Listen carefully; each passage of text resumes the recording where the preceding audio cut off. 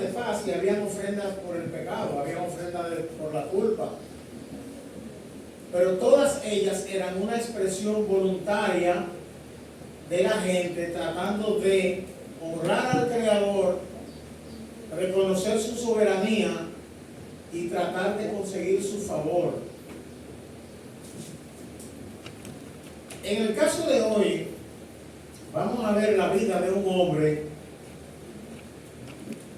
que amaba a Dios, que Dios lo amaba a él, que él se portó mal, que tuvo las consecuencias de su mal comportamiento, pero que Dios nunca lo abandonó. Aleluya. Gloria a Dios. Y ese aspecto yo quiero que lo subrayemos, porque Dios no es como nosotros. Dios no es como yo.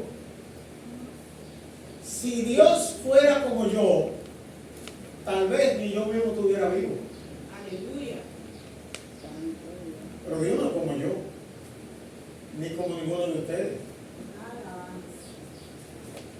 Este hombre era nieto de un hombre con el cual Dios hizo un pacto.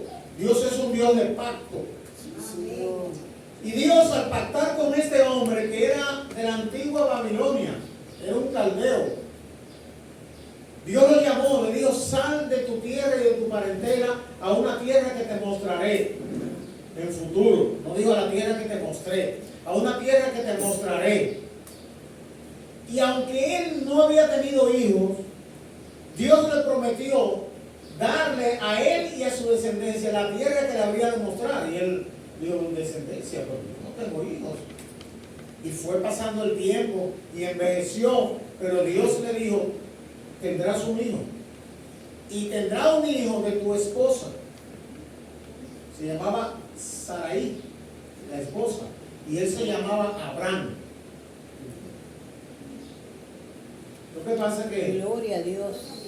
Apocalipsis dice que va a llegar un día en el que a la gente que entre allá, a donde Cristo prometió, a la casa del Padre, le van a dar una piedrecita que tiene un nombre, que nada más lo sabe el que recibe la piedrecita. Gloria a Dios. Gloria a Dios. Dios te va a cambiar el nombre. Alabanza. Dios le cambió el nombre a Abraham y le puso Abraham. Aleluya.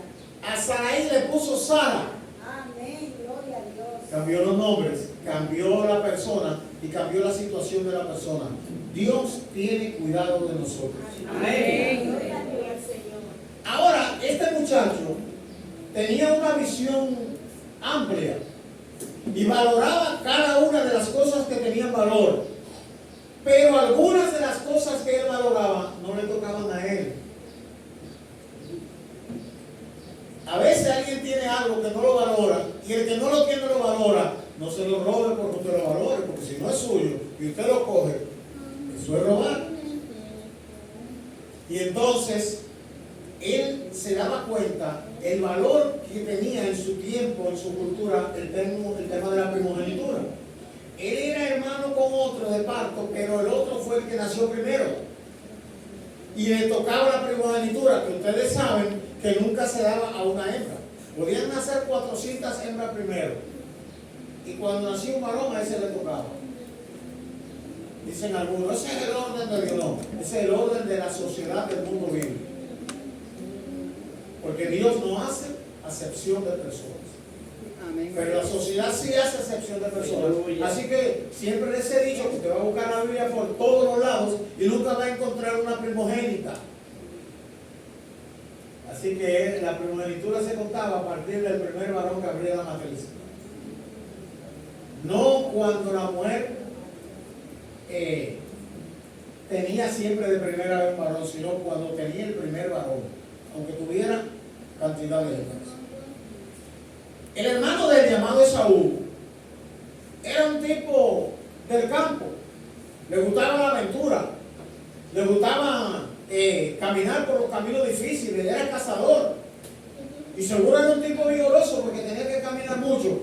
Jacob, en cambio, era un muchacho casero, era falderito. Y el papá y la mamá mostraron tendencias diferentes y no lo disimularon delante de sus hijos. No es que usted tenga que tratar a todos los hijos iguales. Dicen la gente que a todo el mundo. Yo no puedo tratar igual a cada hermano, porque aquí ningún hermano es igual al otro. Hay que tratar a cada uno como es, pero no igual. Como es. Entonces, Isaac amó a Esaú. Porque Esaú, sabiendo que era el primogénito, lo mantenía contento y traía de lo que cazaba y le daba a su papá un guiso de lo que cazaba, lo tenía contento. La mamá se encariñó con el caserito. Estaba ahí en la casa, seguro le ayudaba en los quehaceres, él siempre estaba ahí. Ustedes saben que hay hijos que se roban el cariño de los padres, que lo conquistan. Lo conquistan.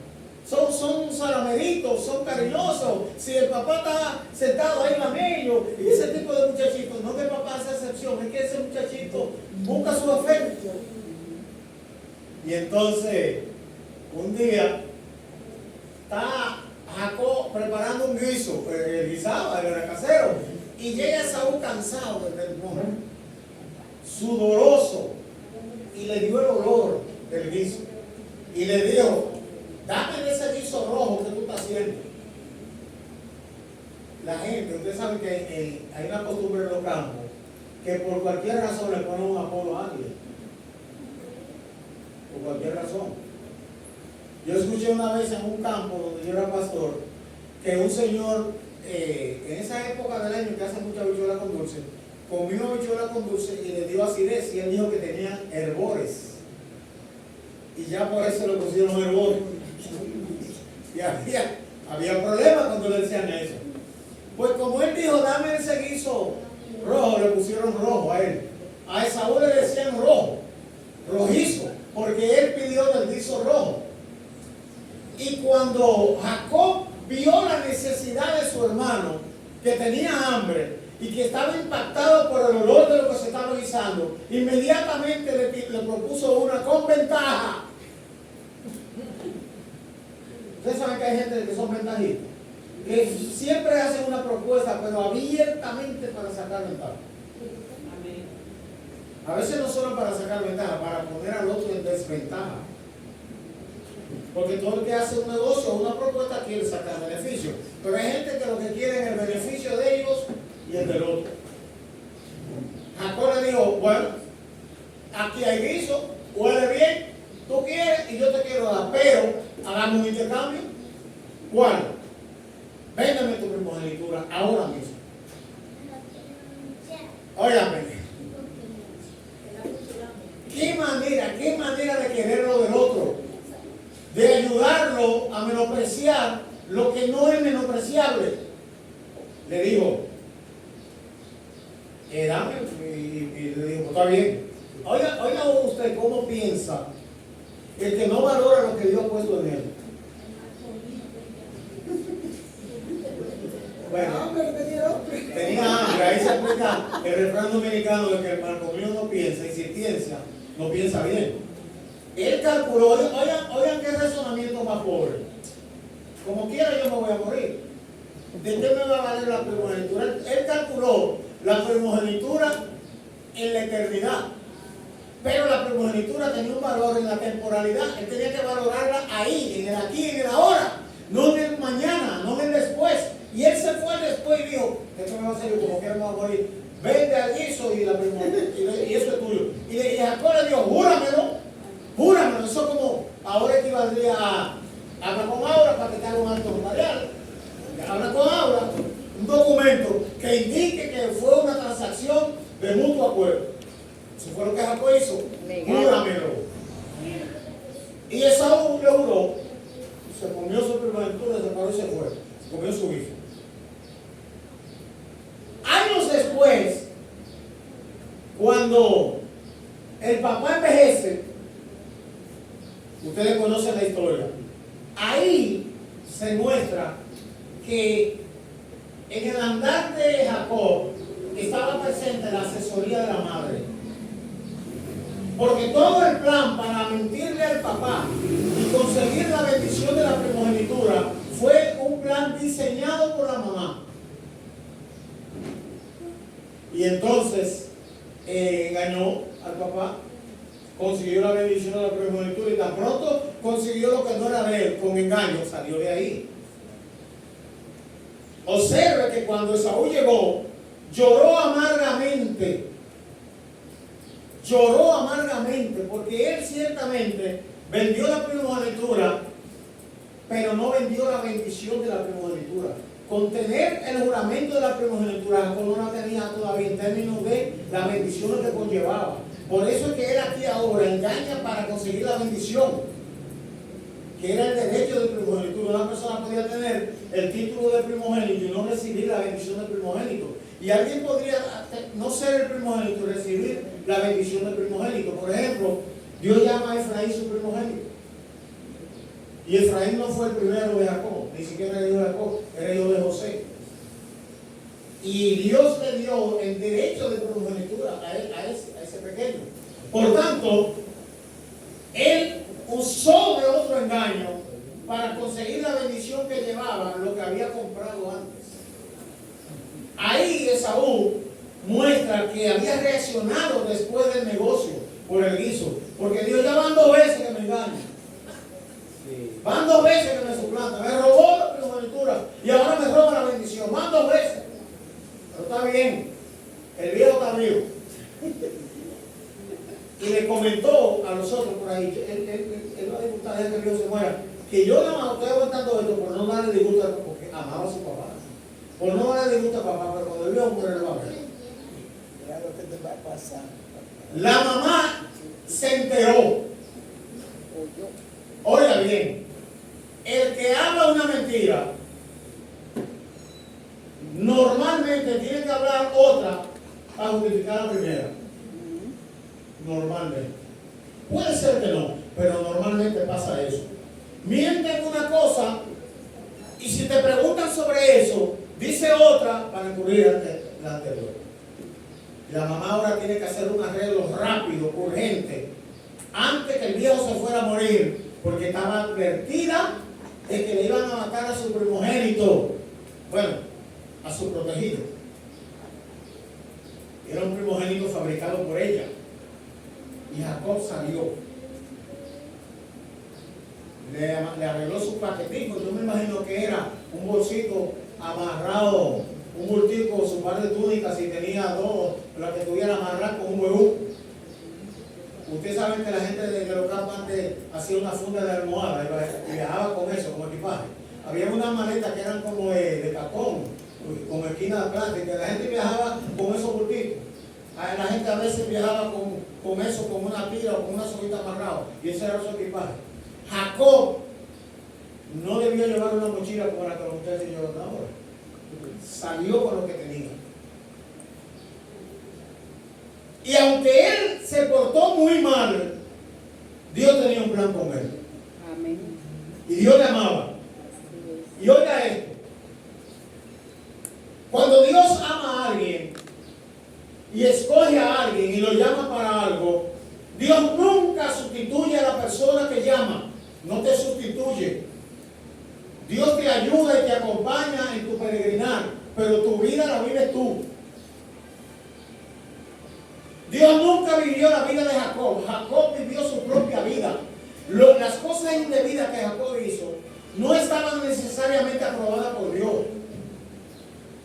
Porque la bendición de él, dado el plan que Dios tenía, no era el resultado de trucos, era el resultado de la decisión de Dios. Y Dios se la iba a dar sin que él hiciera coca o trampa para conseguirlas. Entonces, cuando él va en el camino, huyendo, no iba buscando a Dios, iba huyendo de su hermano por sus malos hechos. Tiene un sueño. Y en aquel día Dios trata con él. Dios le dice, yo estoy contigo. No le dijo estaré contigo. Yo estoy contigo. En este momento en el que él va huyendo de su casa, asustado por su hermano, él necesita la ayuda de Dios.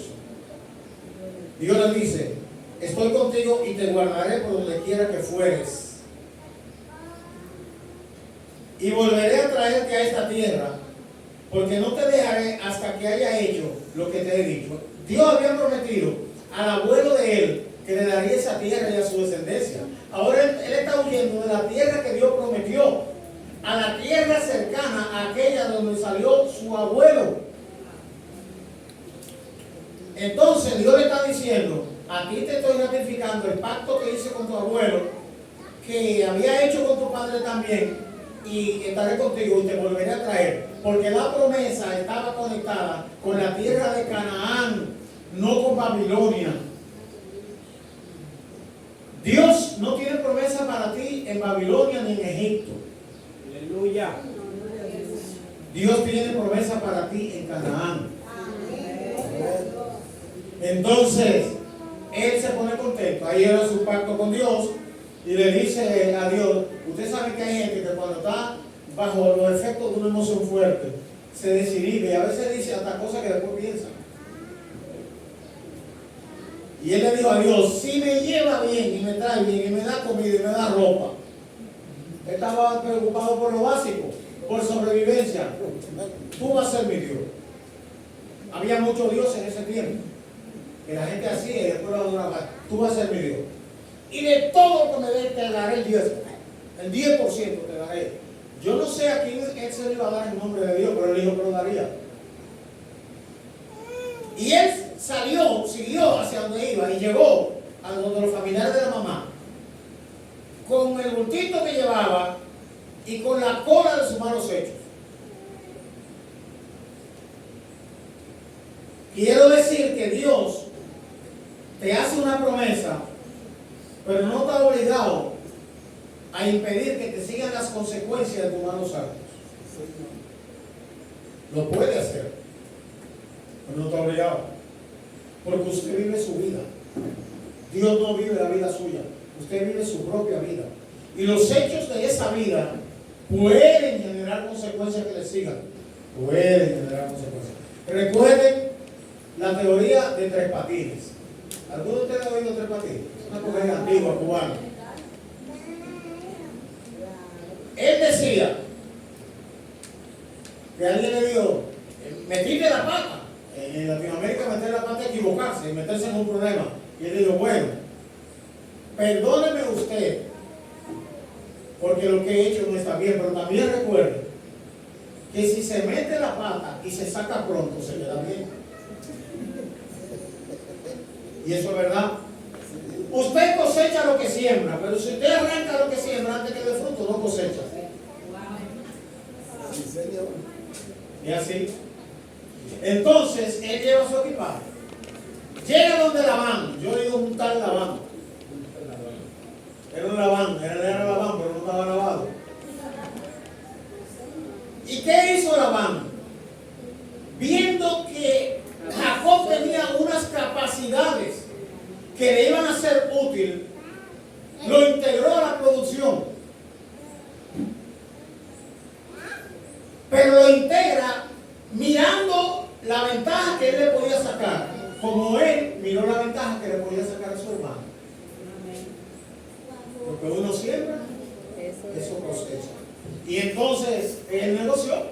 Mire usted qué negocio. Tenga cuidado que por ahí cuando la Biblia habla, por ejemplo, de la ofrenda, dice que nunca lleves al altar una ofrenda sin sal. Y por ahí hay una pastora que ha inventado la doctrina del pacto de sal. El pacto de sal. Sí, ya es una doctrina, el pacto de sal, porque la Biblia dice que nunca lleve al altar una ofrenda sin sal, y ella saca que hay pacto de sal, pero en todo el Antiguo Testamento jamás se menciona eso, ni en el Nuevo Testamento. ¿Usted ya oye a Cristo hablar de pacto de sal? Bueno, hay de todo en la Biblia del Señor. Sí, ella sacó su pacto. Ahora, dije eso del cuidado, porque en ese caso se toma un versículo aislado para cumplir una doctrina, y eso es incorrecto. ¿Por qué? Porque ahí apareció, hay un relato bíblico de que Jacob se enamoró de una de las hijas del primo de su mamá. que era bonita, a él le atraía y a ella parece que también. Y entonces, él le dijo, le hizo una propuesta de una vez, vamos a hacer un negocio, ¿cuál? A mí me gusta la hija tuya. Yo te trabajo 7 años por ella, tú me la das como esposa.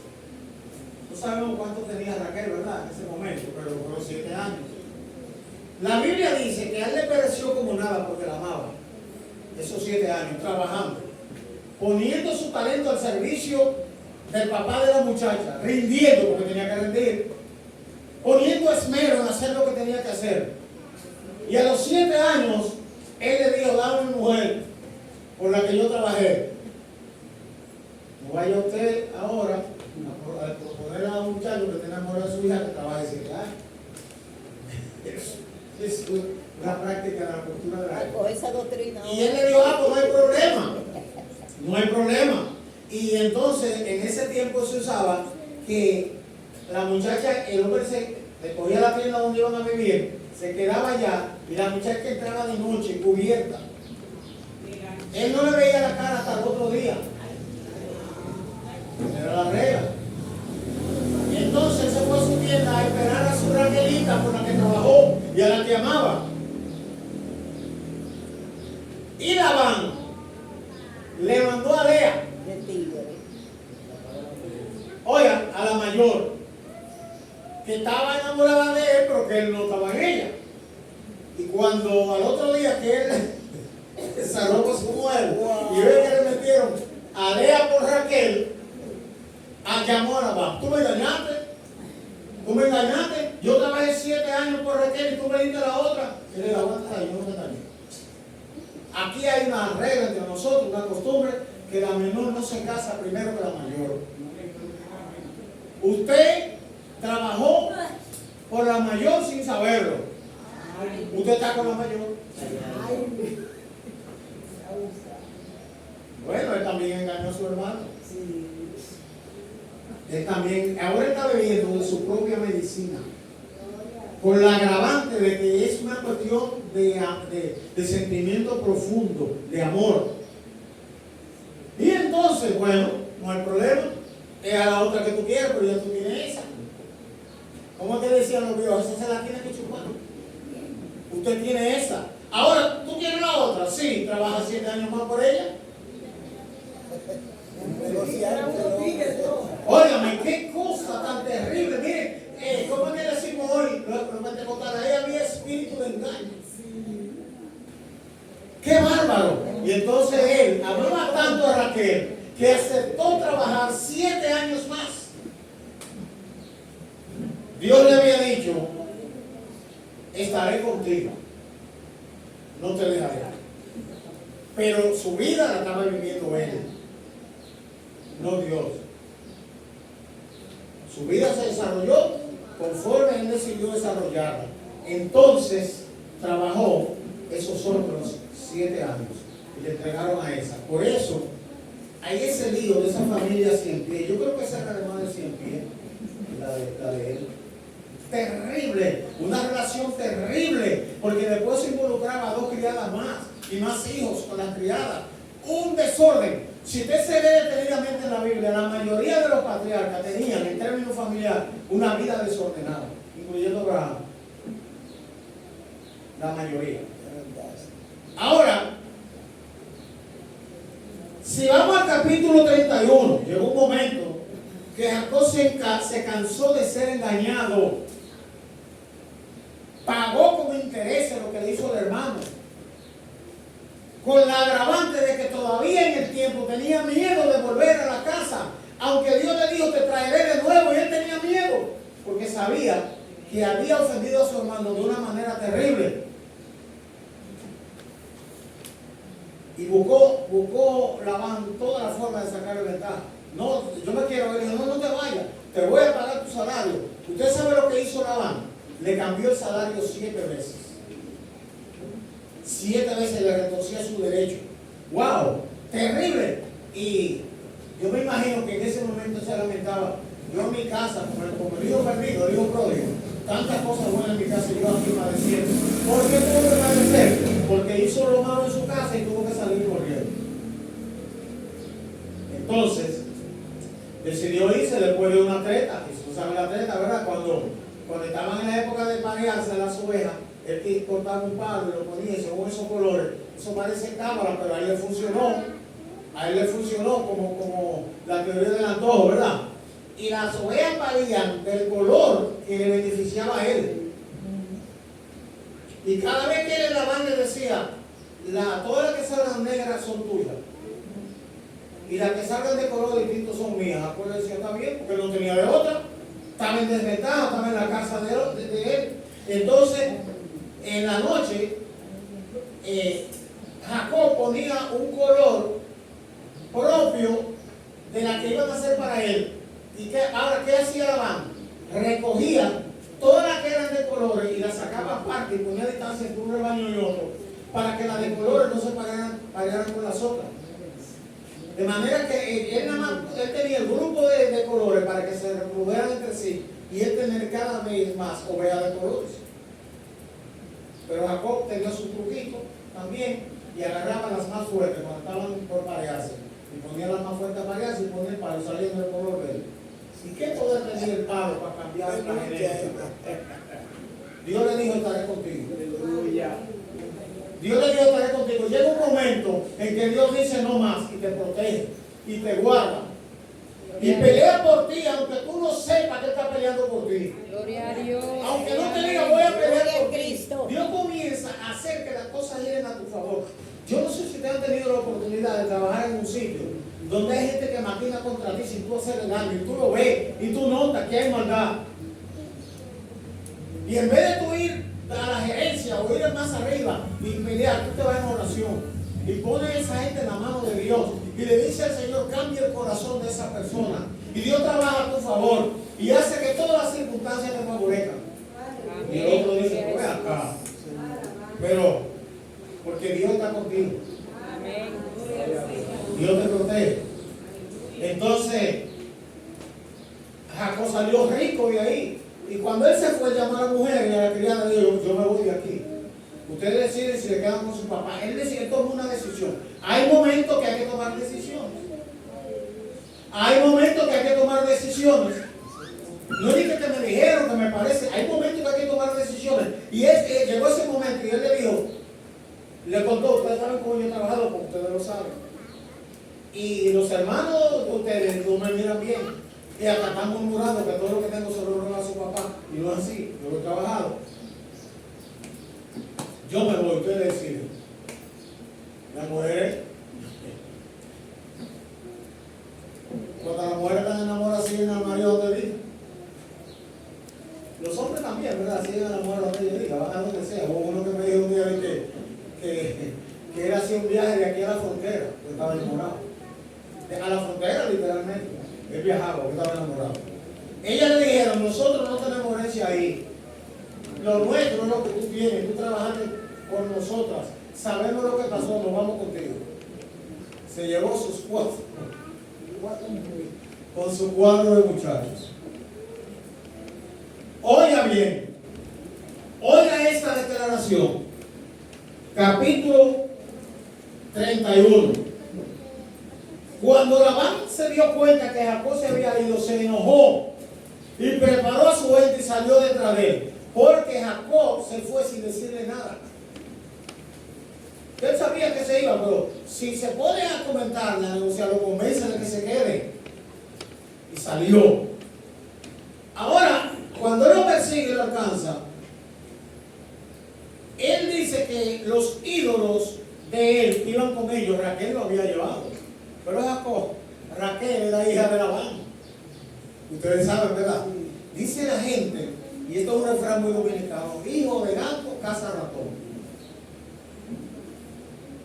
Ella escogió los ídolos y se los llevó. Y en el camino, él fue a buscar sus ídolos. Esa era la excusa. Porque él sabía que Jacob se iba con lo que le tocaba legítimamente. Pero tenía que buscar un pretexto para retenerlo. Cuando lo alcanza dice, se llevaron los míos, se llevaron mis dioses. Me lo buscan. Jacob, que no sabía que Raquel había hecho eso, le dice, aquí no hay nada tuyo. Es más, ven, júntense todo ahí delante de todos mis hermanos y rebusca, ven, ¿dónde está lo tuyo? Si hay algo tuyo, corre. Porque Jacob no sabía que Raquel había hecho eso. Y entonces, oiga casa de la hija de Labán. Raquel tomó los ídolos y los puso en una albarda de un camello y se sentó sobre ellos y buscó Labán en toda la tienda y no los halló. Y ella dijo a su padre, porque oiga bien, ya lo buscó en todos sitios, llegó a donde ella estaba montada, y ella dijo a su padre: no se enoje mi señor, porque no me puedo levantar delante de ti, pues estoy con la costumbre de las mujeres. Y él buscó, pero no halló los ídolos. Hija de él. Era hija de él, era engañadora como él. Oiga lo que ella dice: tengo la menstruación, no me puedo parar. Y los hombres en ese tiempo respetaban eso. Él la de no, ahí no voy a buscar, porque ahí no hay nada. Ella estaba menstruando. Era mentira, era que estaba sentada sobre los ídolos. Y para que él no lo encontrara, hizo eso.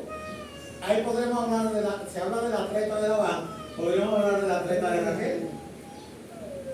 Aprendió esos trucos en su casa.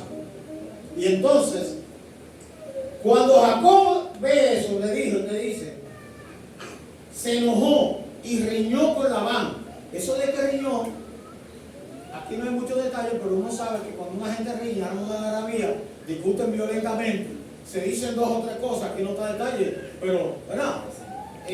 Cuando la Biblia dice que Pedro maldijo, cuando le dijeron que él era del grupo del Nazareno, que maldijo, ya ustedes imaginan, ¿verdad? Cuando una gente maldice, ahí no están los detalles, pero, o como cuando Saúl le dijo a Jonatán, su hijo de la perversa, ustedes saben, ¿verdad? Lo que le está diciendo. La Biblia no da detalles, pero también en ese tiempo decía malas palabras. Jacob riñó con él. Y respondió a Labán: ¿qué transgresión es la mía? ¿Cuál es mi pecado para que con tanto ardor haya venido en mi persecución?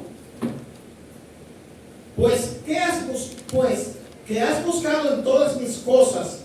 ¿Qué has hallado de todos los enseres de tu casa?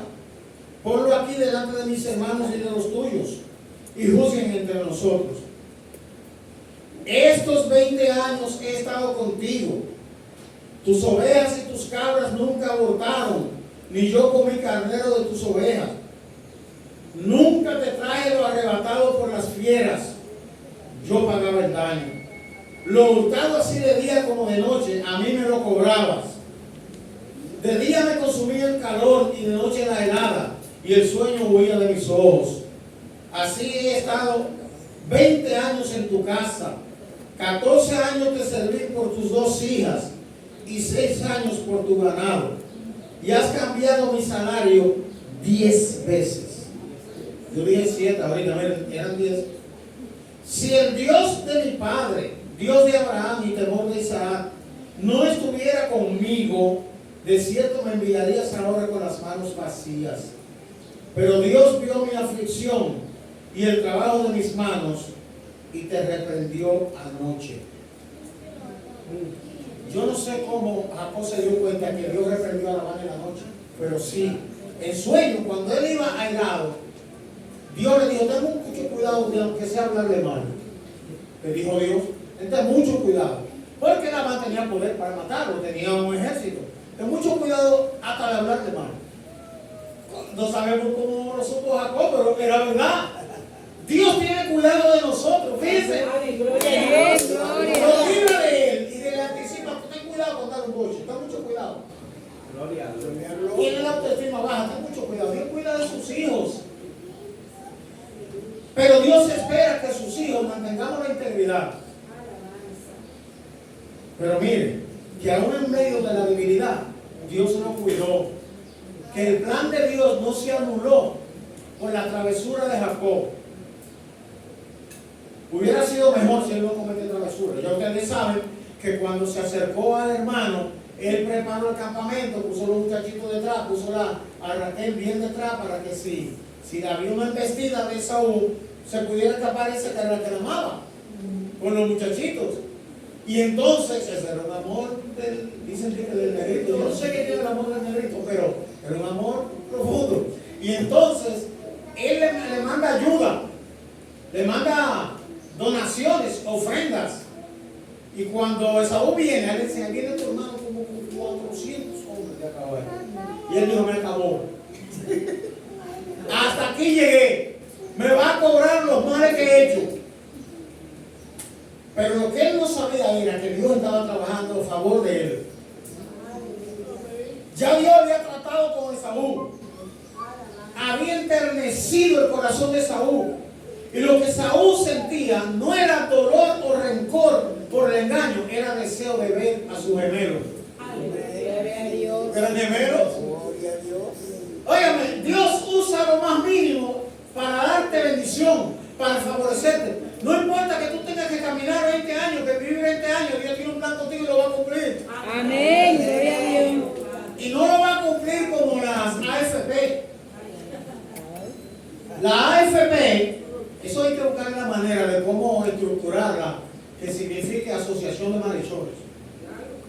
Es una asociación de malhechores que trabajan con el dinero de los trabajadores, hacen negocio, se sobreenriquecen con ese dinero que no es de ellos y están cada día tratando cómo hacer que el trabajador que vaya a accesar a los fondos descontados de su salario para cuando ya no pueda trabajar, que se lo vengan a dar cuando tengan la mayor edad posible para que puedan disfrutar lo menos posible. Sí, Señor. Sí, porque, óyame, eso es increíble. Y si te dan la pensión, por ejemplo, tú eres viudato y te dan la pensión y te casaste, te la quitan. Pero mira, No ha habido un sistema de atraco más grande que ese en la República Dominicana. No son ladrones, son ladronazos. sí, Señor. Ahora tiempo de que la pensión sea a los 65 años para que tengan menos tiempo de disfrute. Aparte de que la pensión que dan es de centavos, que no le dan a la gente para un tratamiento, por ejemplo, de hipertensión o de diabetes. No le dan. ¡Qué barbaridad! Ahora, Dios siempre está pendiente a sus hijos. Amén. Gloria a Dios. Y cuando Esaú llega, le dice todo eso. Y yo veo ahí, eso es para ti, mi hermano. Pero antes de llegar a él, se vino inclinando desde lejos, como un yoyo, inclinándose, porque estaba asustado. Él no pensó que Dios había cambiado el corazón de su hermano, como pasó con el otro, que llegó a un sitio y le dijo a la mujer, di que tú eres mi hermana. Di que tú eres mi hermana. Eran hermanos de padre, pero ellos no se trataban como hermanos. Di que tú eres mi hermana, porque tú eres muy linda, me van a matar a mí para quedarse contigo. Y cuando el otro le dice, ¿por qué tú hiciste eso? Le dijo, porque yo dije, aquí no hay temor de Dios. Y va a pasar lo peor. Él se equivocó, él juzgó que ahí no había temor de Dios sin tratar a la gente. El tipo le dijo, por poco tú me haces pecar, porque yo inocentemente, porque tú me dijiste que era tu hermana. Y cuando Dios trató con él, le dijo, ten cuidado con esa mujer, que él tiene su esposo y es profeta. Y él dijo, pues yo no sabía, él fue que me dijo, está bien, por eso yo también me libré de tocarla. Devuélvesela, que es profeta, porque ya había una plaga entre ellos. Una plaga. Y Dios lo sanó. ¿Por qué? Por un mentiroso. Por hablar mentira. Entonces Saúl le dijo, todo lo que tú traes es tuyo. No me tienes que ganar, que yo tengo más de eso. ¿Y de dónde lo sacó Esaú? Si la bendición de la primogenitura se la dieron a Jacob.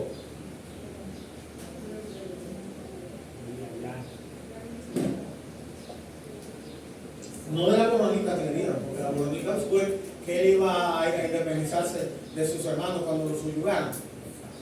Lo que pasa es, hermanos, que Jacob tampoco consiguió de la primogenitura. Lo que él consiguió lo consiguió de Labán. Entonces se ve que no hay que hacer trampa para conseguir la cosa. Aleluya. No hay que hacer trampa. De todo modo, Dios lo bendijo, sin que él tuviera que hacer un lío. Pero los bendijo a los dos. Y la armonía fue tan grande que cuando el viejo murió, ahí tuvieron los dos. Ahora, después de eso, cada uno a su sitio, y los conflictos que hay en el Medio Oriente son resultado de ese lío familiar. Aún hoy. Entonces, Dios cuida de nosotros. Pero tengamos cuidado con lo que hacemos, porque a veces las consecuencias se extienden en el tiempo. Aleluya. Confiemos en Dios, porque Él tiene cuidado de nosotros. Me permite decir Sí. Fíjense, a mí me hicieron un lío con la pensión, que me tenían que dar dinero y nunca me lo dieron. Y me cansé de ir allá y cada vez que iba, cuando no hallaban que decir, cada vez que iba me decían, no ha bajado de allá arriba. El cheque está hecho, pero no ha bajado. El cheque está hecho, pero no ha bajado. Hasta que me cansé de ir. Se queda. Lo mismo que está pasando hoy. Sí. Quiero cerrar con esto que dice el apóstol Pedro en su primera carta, capítulo 5, versículos 6 y 7. Primera de Pedro 5, 6 y 7. Dice: humillaos pues bajo la poderosa mano de Dios, para que Él os exalte cuando fuere tiempo, echando toda vuestra ansiedad sobre Él, porque Él tiene cuidado de vosotros. Amén, gloria a Dios. Dios le bendiga. Amén. No tengamos miedo, que Dios está ahí. Gloria a Dios. Dios le bendiga.